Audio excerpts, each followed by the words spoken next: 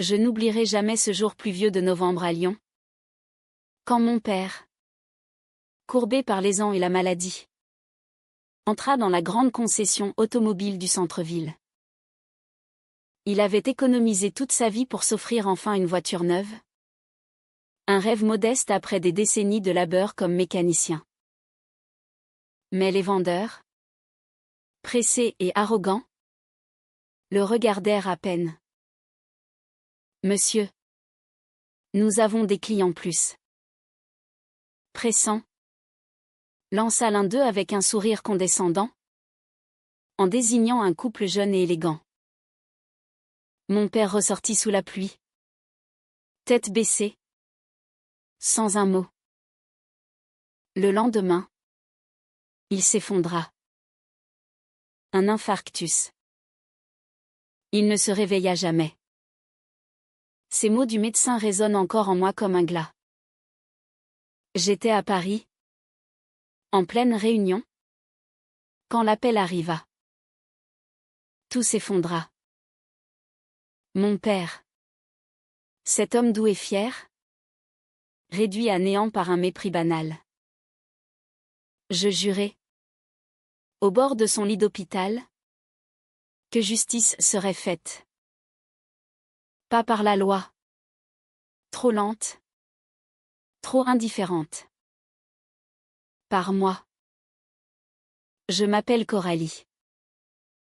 À 42 ans, j'avais bâti un empire discret dans l'immobilier de luxe, hérité d'une fortune familiale que mon père avait toujours refusée, préférant son indépendance.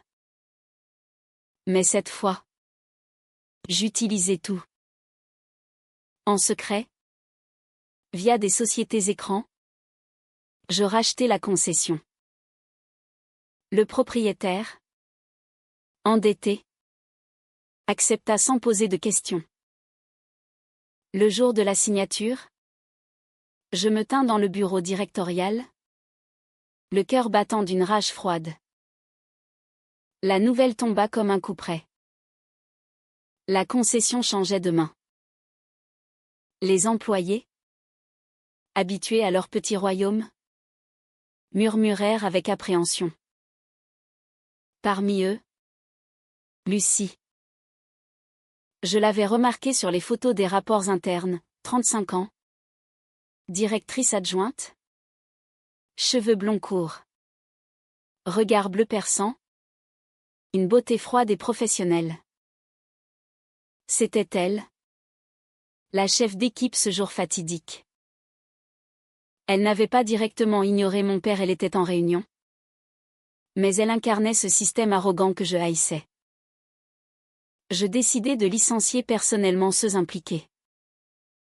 Le premier vendeur, celui au sourire méprisant, partit avec une indemnité minimale. Il bafouilla, implora. Je restai de marbre. Vous avez jugé un homme sur son apparence. À votre tour d'être jugé. Les mots sortirent comme une lame. Lucie fut convoquée la dernière. Elle entra dans mon bureau désormais, élégante dans son tailleur gris, mais les traits tirés. Elle me reconnut vaguement, je m'étais présentée sous un faux nom lors d'une visite préalable. Madame Beaumont ? Que se passe-t-il ? Je lui tendis le rapport d'incident, rédigé par un témoin. Son visage pâlit. Je n'étais pas là. Mais si mes équipes. Vos équipes reflètent votre direction ? Mademoiselle. Cette concession a perdu son âme. Elle a tué mon père. Les mots explosèrent. Elle recula, choquée. Pour la première fois, je vis une faille dans son armure, des larmes au bord des yeux. Votre père ? Mon Dieu. Je suis désolée. Vraiment. Nous avions des objectifs. La pression. Mais ce n'est pas une excuse. Je la licenciai sur le champ. Elle partit sans un mot. Tête haute. Mais je vis ses épaules trembler. Les semaines suivantes furent un tourbillon. Je restructurai l'entreprise. Imposer de nouvelles règles, respect absolu du client. Quelle que soit son apparence. Les ventes chutèrent d'abord. Puis remontèrent. Portées par une réputation nouvelle de probité. Mais Lucie hantait mes pensées. Pas seulement par haine. Par curiosité. Pourquoi une femme comme elle? Intelligente. Ambitieuse. Avait-elle laissé s'installer cette arrogance? Je fis des recherches discrètes. Orpheline jeune. Élevée dans la précarité. Elle avait gravi les échelons à force de travail acharné. Mariée brièvement à un homme violent. Divorcée. Seule. Une vie de combat silencieux. Un soir d'hiver.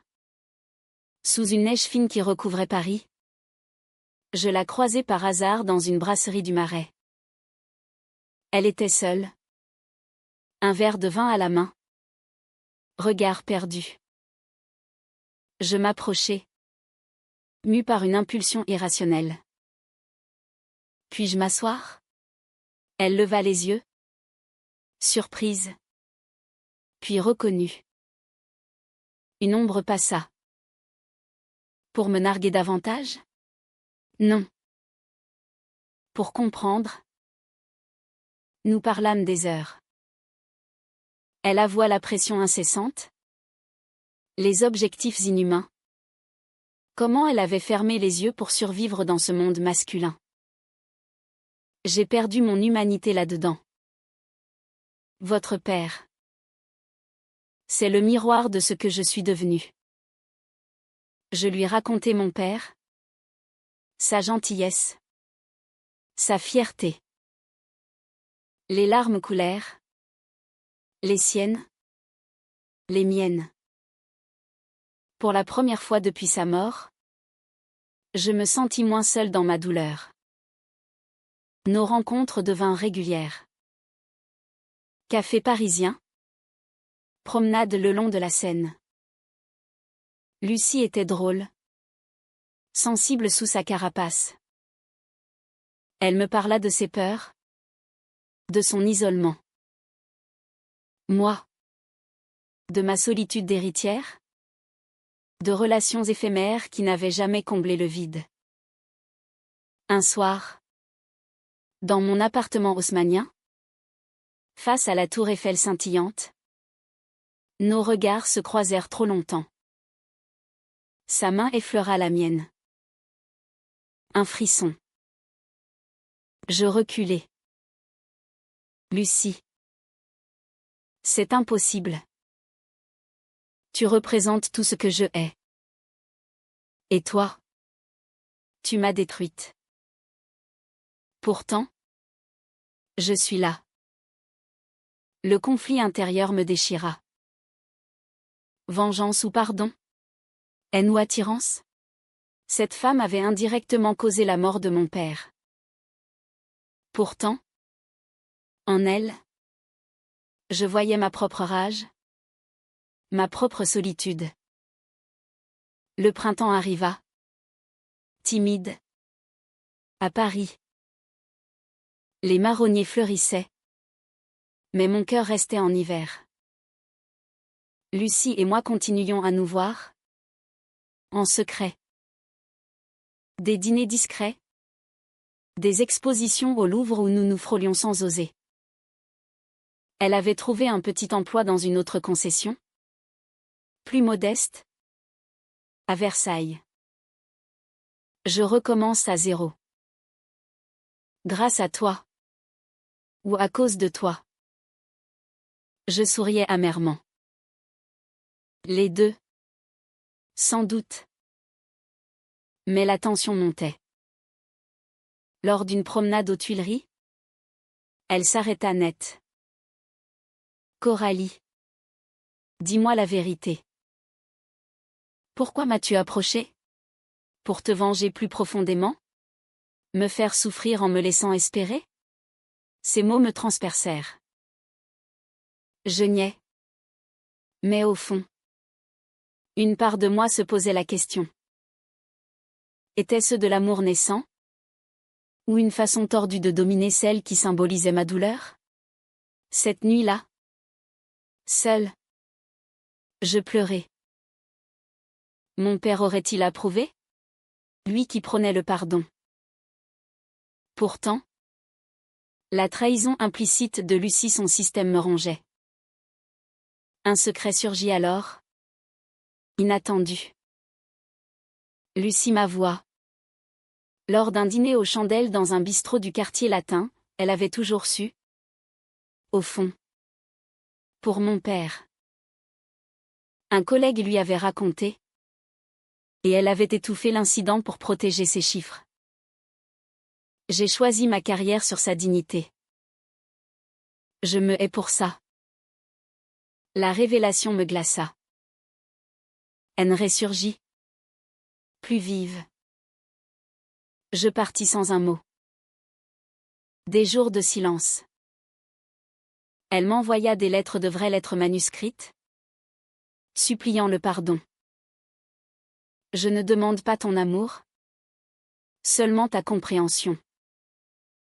J'étais prisonnière de mes peurs. Je lui ai relu ces mots. Compréhension? Oui. Peut-être. Mais amour? Impossible. Pourtant, le vide sans elle grandissait. Je me surpris à penser à son rire. À la façon dont ses yeux s'illuminaient quand elle parlait de peinture, sa passion secrète. Un mois plus tard, lors d'une soirée caritative pour les personnes âgées isolées, ironie du sort, je la vis. Élégante, servant des verres avec humilité. Nos regards se croisèrent. Elle s'approcha. Tremblante. Coralie. Je ne supporte plus ce silence. Je craquai. Moi non plus. Mais comment effacer? On n'efface pas. On construit par-dessus. Nous nous embrassâmes pour la première fois. Sous les lumières tamisées. Un baiser désespéré, chargé de larmes et de regrets. Amour interdit. Né de la douleur. Mais les conflits ne s'arrêtèrent pas. Ma famille, apprenant notre liaison, s'indigna. Elle a tué ton père.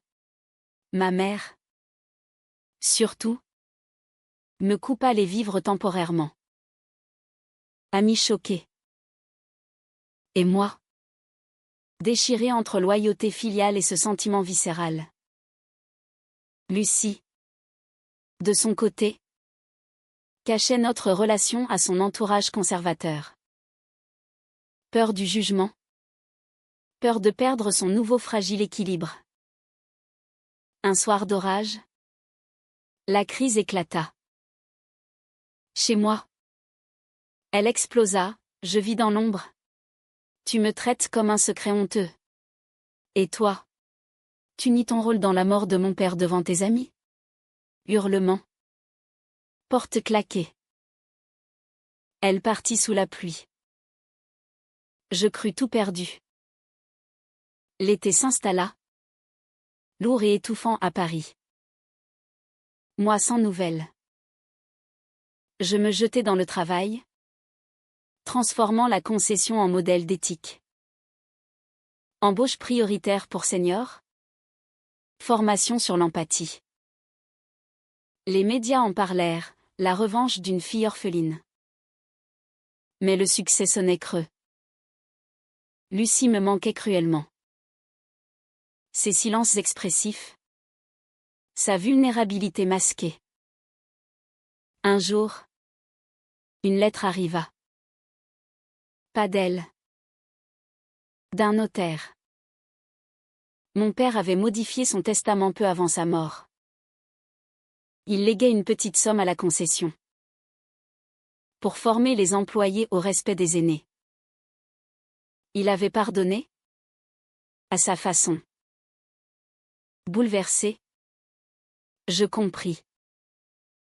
Le pardon n'effaçait pas la douleur, mais libérait. Je contactai Lucie. Rendez-vous au café où tout avait recommencé. Elle arriva amaigrie. Yeux cernés. J'ai démissionné. Je ne supporte plus ce milieu. Je reprends des études d'art. Nous parlâmes calmement. Aveu. Elle confessa un autre secret, lors de l'incident. Elle avait vu mon père de loin. Et n'avait rien dit. Par peur de perdre sa prime. J'étais lâche. Je pleurais. Moi aussi. J'ai utilisé ma vengeance pour masquer ma solitude. Réconciliation fragile. Nous décidâmes d'essayer. Vraiment. Thérapie commune. Pour creuser les blessures. Mais un malentendu surgit. Profond. Une ex de Lucie refit surface. Jalouse. Répandant des rumeurs, Lucie m'utilisait pour se venger de son licenciement. Amies communes doutèrent. Je doutais. Confrontation violente. Tu crois ça de moi? Après tout. Je hurlai oui. Dans un moment de faiblesse. Elle partit. Brisée. Seule. Je réalisai l'absurdité. Elle nourrit par peur. Je la cherchai partout. Versailles. Galerie d'art. Rien. Jusqu'à un appel anonyme, elle était hospitalisée. Dépression sévère. Je accourus. À son chevet. Elle murmura, je t'aime. Malgré tout. Mais je ne peux plus porter ta haine. Mon cœur se brisa. Pour la première fois. Je pardonnai vraiment. Pas par devoir. Par amour. L'automne revint. Doré et mélancolique. Lucie sortit de l'hôpital. Nous vécûmes ensemble. Prudemment. Séance chez une psychologue spécialisée dans les traumas relationnels. Les conflits persistèrent. Ma mère refusa de la rencontrer. Jamais cette femme. Famille divisée. Amis perdus. Lucie lutta contre sa culpabilité. Cauchemar où mon père la hantait. Moi. Contre mes sursauts de rage. Un au drame, lors d'une exposition de ses peintures thèmes de pardon et perte. Un critique l'a reconnue comme l'ancienne dirigeante arrogante. Article assassin. Ventes annulées. Elle s'effondra. Je la soutins. Ensemble. Mais le pic, ma mère, apprenant, fit un scandale public. Ma fille avec la responsable de la mort de son père. Médias s'emparèrent. Amour controversé né d'une vengeance. Nous fûmes assaillis. Menaces anonymes. Lucie voulut partir. Je te détruis. Je refusai. Non. Tu me sauves. Décision difficile, quitter Paris. Nous partîmes pour la Provence. Maison isolée près d'Aix. Là. Loin du tumulte. Nous reconstruisîmes. Promenade dans les lavandes. Nuit à parler jusqu'à l'aube. Lucie peignit mon portrait. Moi. Je lançai une fondation au nom de mon père, aide au seigneur maltraité commercialement. Le pardon vint lentement. Lucie visita sa tombe. Pardon, monsieur. J'apprends. Je pleurai avec elle. Les années passèrent. Nous restâmes en Provence. Vie simple et profonde. Lucie exposa sous pseudonyme. Succès modeste mais vrai. Moi. Je gérais la fondation à distance. Le conflit intérieur s'apaisa. Je compris, la vengeance m'avait mené à l'amour. Paradoxe cruel et beau. Un jour, ma mère vint. Vieillie. Repentante. J'ai lu sur votre fondation. Ton père serait fier. Elle serra Lucie dans ses bras. Miracle. Nous nous mariâmes discrètement. Sur une colline provençale. Au coucher du soleil. Vœu simple, dans la douleur comme dans la joie. Je choisis le pardon. Aujourd'hui. Je regarde Lucie peindre. Et je sais, la vie n'efface pas les blessures. Mais l'amour les transmue. Mon père. Quelque part. Sourit. Il savait que la haine ne guérit rien. Seul l'amour. Même né des cendres. Le peut. Fin de cette histoire. Où la vengeance se mua en rédemption. Et la haine en un lien indéfectible. Car au fond, nous sommes tous fragiles. Et le pardon est le plus grand acte d'humanité.